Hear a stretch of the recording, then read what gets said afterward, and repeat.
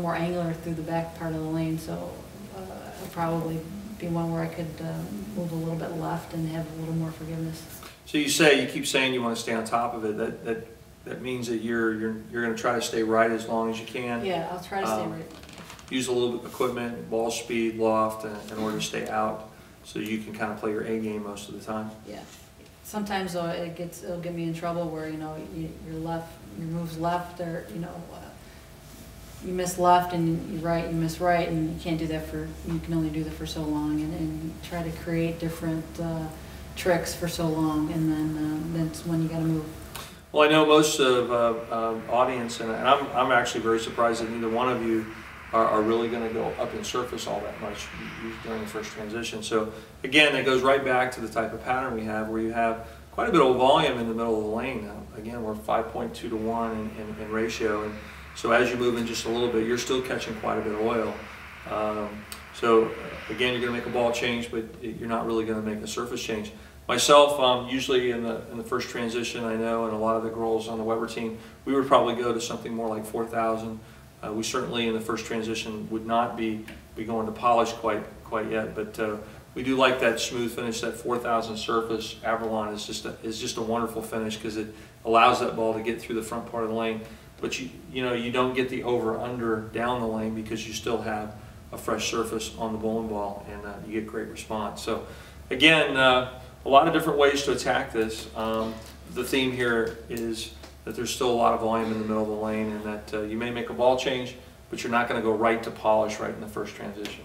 And for me, Del, because I have a higher rev rate than most of the ladies out there, I know I'm going to be 1 or 2 zones further inside of them, so that allows me to use stronger surface on the bowling ball and give me the left to right that everyone else is going to have down the lane.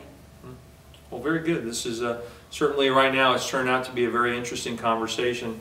And for those of you watching, again, it really boils down to your style, how you like to see the lane, what part of the lane you like to move into, and how comfortable you are, because in the end, it's really about getting comfortable and playing your A game in order to score your best.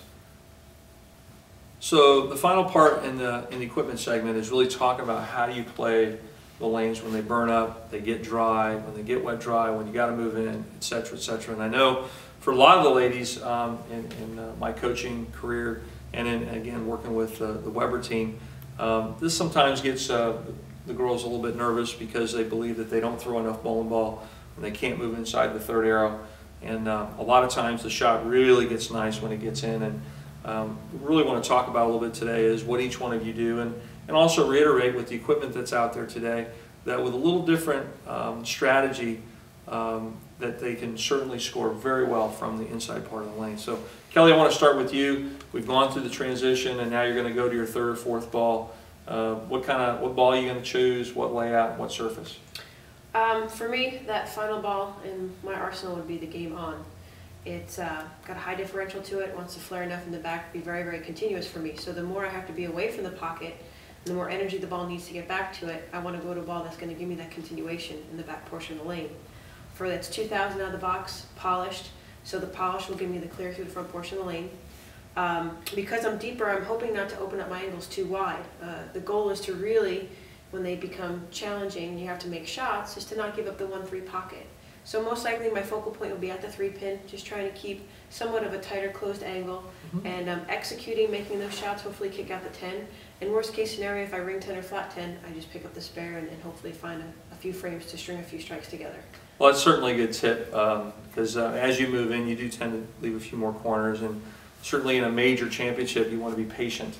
And that's, as I've talked to a lot of pros, and I've bowled majors myself, the whole key in a longer format tournament, with the type of field that you typically run into, you really have to be patient through the entire course of the event.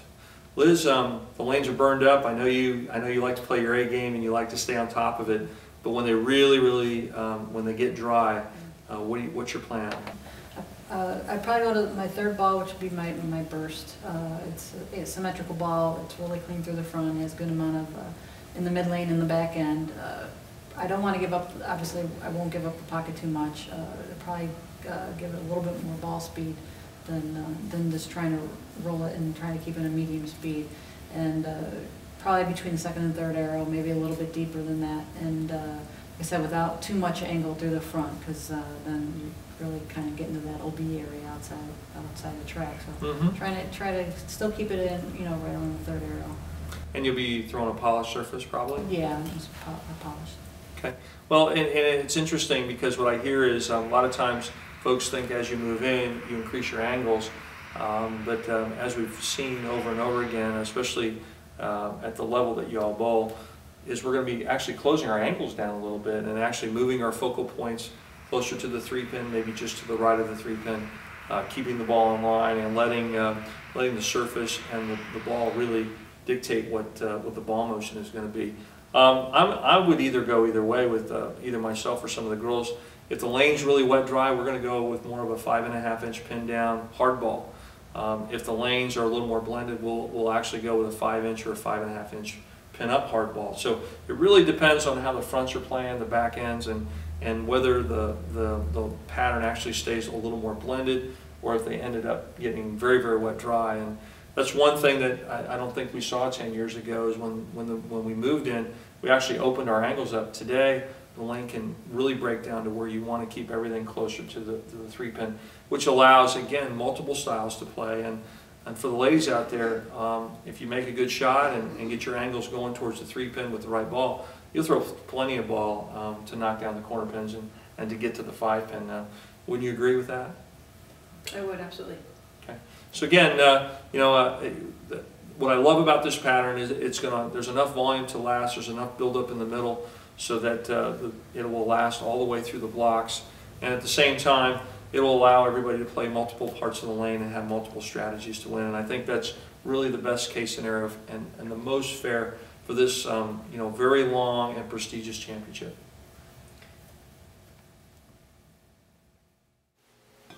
Hi, I'm Kelly Kulik, 2010 US Open Women's Champion. I invite you ladies to come on out and sharpen your skills and learn about the game of bowling. You will be entitled to work with some of the best coaches there is in the sport of bowling. If you're looking to sharpen your skills, learn about the US Open pattern, and someday be a future competitor in this event, I encourage you to come out, put on your shoes, tie them up, and give it a go. You too can bowl to win. Bowling's US Women's Open, presented by the brands of Ebonite International.